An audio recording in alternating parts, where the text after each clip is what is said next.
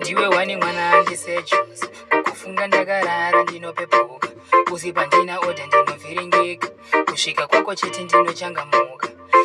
acharwadziwa ake Melisa tafadzwa akaenda zvikashaya basa iwe zvawauya wagadzirisa mwoyo wanga wakadambuka wabatanidza asi ndiwe